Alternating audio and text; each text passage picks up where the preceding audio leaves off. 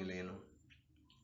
Pero sus esfuerzos fueron recompensados, pues la cosecha resultó incluso mejor de lo que esperaban. A veces el trabajo era duro. Los aperos habían sido diseñados para seres humanos y no para animales, y representaba una gran desventaja el hecho de que ningún animal pudiera usar las herramientas que obligaban a empinarse sobre sus patas traseras. Pero los cerdos eran tan listos que encontraban solución a cada problema.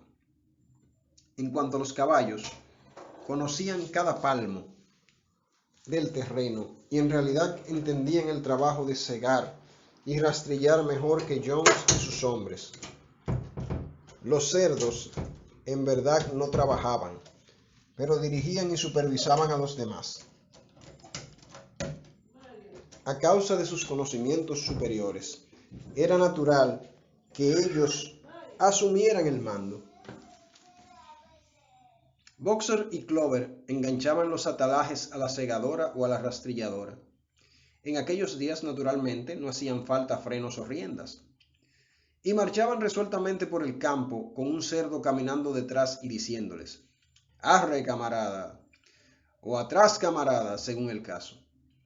Y todos los animales, incluso los más humildes, laboraron para aventar el heno y amontonarlo. Hasta los patos y las gallinas trabajaban yendo de un lado para el otro, todo el día a pleno sol, transportando manojitos de heno en sus picos. Al final terminaron la cosecha, invirtiendo 2 días menos de lo que generalmente tardaban Jones y sus peones. Además, era la cosecha más grande que se había visto en la granja. No hubo desperdicio alguno. Las gallinas y los patos, con su vista penetrante, habían levantado hasta el último brote, y ningún animal de la estancia había robado ni tan siquiera un bocado. Durante todo el verano, el trabajo en la granja anduvo como sobre ruedas. Los animales eran felices como jamás habían imaginado que podrían serlo. Cada bocado de comida resultaba un exquisito manjar, ya que era realmente su propia comida, producida por ellos y para ellos, y no repartida en pequeñas porciones y de mala gana por un amo gruñón.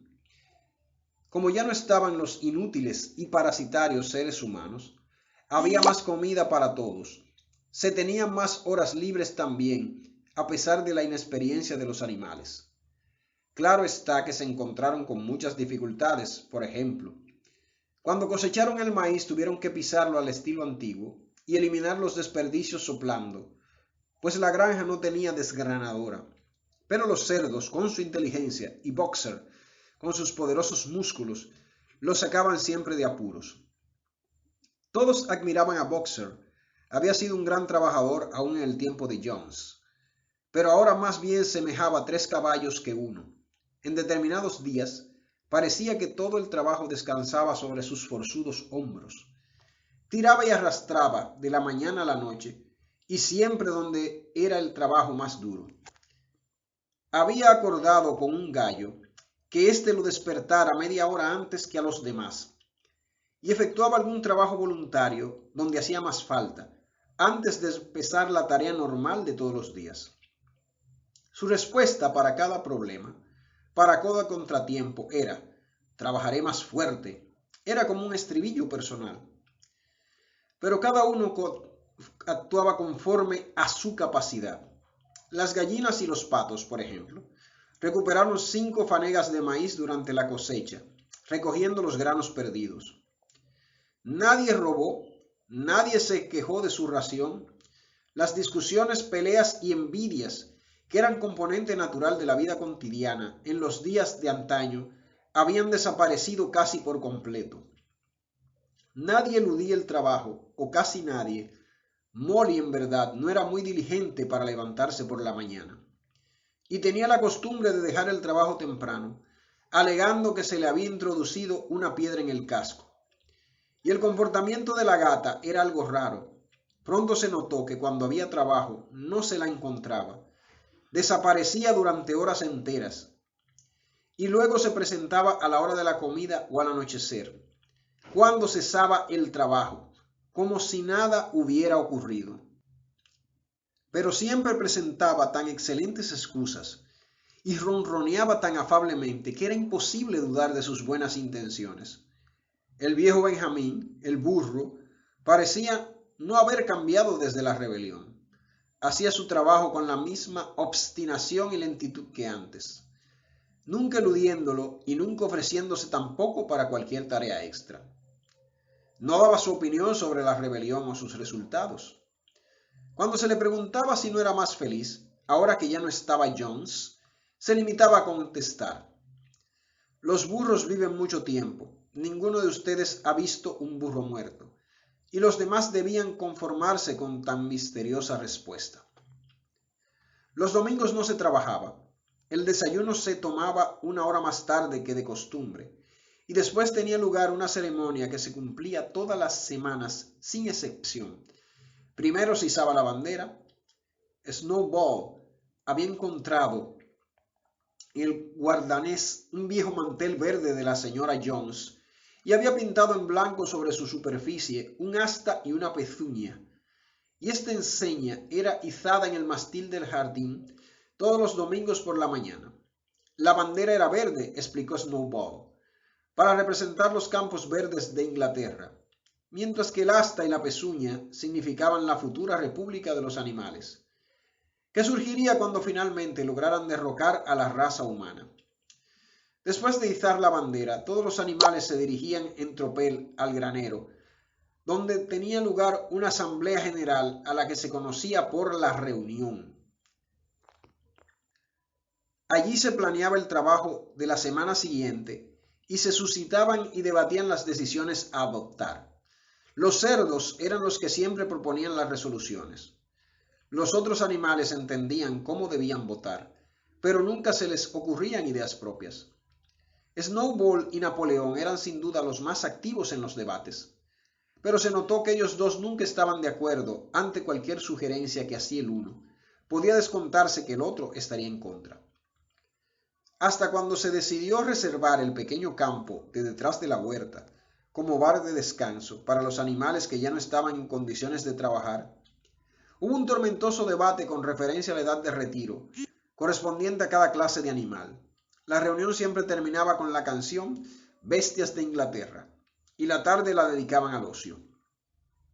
Los cerdos hicieron del guardanés su cuartel general.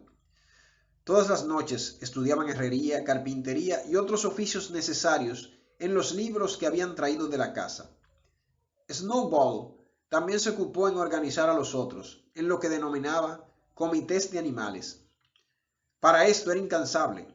Formó el comité de producción de huevos para las gallinas, la liga de las colas limpias para las vacas, el comité para la reeducación de las camaradas salvajes, cuyo objeto era domesticar las ratas y los conejos, el movimiento Prolana, más blanca para las ovejas, y otros muchos, además de organizar clases de lectura y escritura. En general, estos proyectos resultaron un fracaso. El ensayo de domesticar a los animales salvajes, por ejemplo, falló casi de raíz. Siguieron portándose prácticamente igual que antes, y cuando eran tratados con generosidad, se aprovechaban de ello. La gata se incorporó al comité para la reeducación y actuó mucho en él durante algunos días.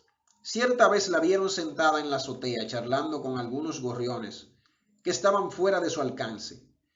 Les estaba diciendo que todos los animales eran ya camaradas y que cualquier gorrión que quisiera podía posarse sobre su garra, pero los gorriones prefirieron abstenerse. Las clases de lectura y escritura, por el contrario, tuvieron gran éxito. Para otoño casi todos los animales, en mayor o menor grado, tenían alguna instrucción. Los cerdos ya sabían leer y escribir perfectamente. Los perros aprendieron la lectura bastante bien, pero no les interesaba leer otra cosa que los 7 mandamientos.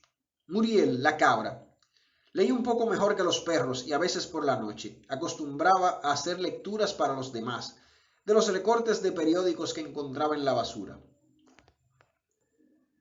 Benjamín leía también, como cualquiera de los cerdos, pero nunca ejercitaba sus capacidades. Por lo que él sabía, dijo, no había nada que valiera la pena de ser leído. Clover aprendió el abecedario completo, pero no podía unir las palabras. Boxer no pudo pasar de la letra D. Podría trazar en la tierra ABCD con su enorme casco y luego se quedaba parado mirando absorto las letras con las orejas hacia atrás, moviendo a veces la melena, tratando de recordar lo que seguía, sin lograrlo jamás. En varias ocasiones, es cierto, logró aprender EFGH, pero cuando lo consiguió fue para descubrir que había olvidado A, B, C, D y D. Finalmente decidió conformarse con estas 4 letras y solía escribirlas 1 o 2 veces al día para refrescar la memoria. Molly se negó a aprender más de las 6 letras que componían su nombre. Las formaba con mucha pulcritud, con pedazos de ramas, y luego las adornaba con una flor o 2 y caminaba a su alrededor admirándolas. Ningún otro animal de la granja pudo pasar de la letra A. También se descubrió que los más estúpidos, como las ovejas, las gallinas y los patos, eran incapaces de aprender de memoria los 7 mandamientos. Después de mucho meditar, Snowball declaró que los 7 mandamientos podían reducirse a una sola máxima expresada así: 4 patas sí, 2 pies no. Esto, dijo, contenía el principio esencial del animalismo. Quien lo hubiera entendido a fondo estaría asegurado contra las influencias humanas. Al principio las aves hicieron ciertas objeciones, pues le pareció que también ellas tenían solamente 2 patas. Pero Snowball le demostró que no era así. Las alas de un pájaro, explicó, son órganos de propulsión y no de manipulación. Por lo tanto, deben considerarse como patas. La característica que distingue al hombre es la mano, útil con la cual comete todos sus desafueros. Las aves no acabaron de entender la extensa perorata de Snowball, pero aceptaron sus explicaciones y hasta los animales más insignificantes se pusieron a aprender la nueva máxima de memoria. 4 patas sí, 2 pies no. Fue inscrita en la pared del fondo del granero, encima de los 7 mandamientos y con letras más grandes. A las ovejas les encantó y cuando se la aprendieron de memoria la avalaban una y otra vez, hasta cuando descansaban tendidas sobre el campo, y su 4 patas sí, 2 pies no, se oía por horas enteras, repetido incansablemente. Napoleón no se interesó por los comités creados por Snowball. Dijo que la educación de los jóvenes era más importante que cualquier cosa que pudiera hacerse por los adultos. Entretanto, sucedió que Jessie y Bluebell habían parido poco después de cosechado el heno. Entre ambas habían dado a la granja 9 cachorros robustos. Tan pronto como fueron destetados, Napoleón los separó de sus madres, diciendo que él se haría cargo de su educación. Se los llevó a un desván, al que solo se podría llegar por una escalera desde el guardanés, y allí los mantuvo en tal grado de reclusión que el resto de la granja pronto se olvidó de su existencia. El misterio del destino de la leche se aclaró pronto. Se mezclaba todos los días en la comida de los cerdos. Las primeras manzanas ya estaban madurando y el césped de la huerta estaba cubierto de fruta caída de los árboles. Los animales creyeron como cosa natural que aquella fruta sería repartida equitativamente un día. Sin embargo, se dio la orden de que todas las manzanas caídas de los árboles debían ser recolectadas y llevadas al guardanés para consumo de los cerdos.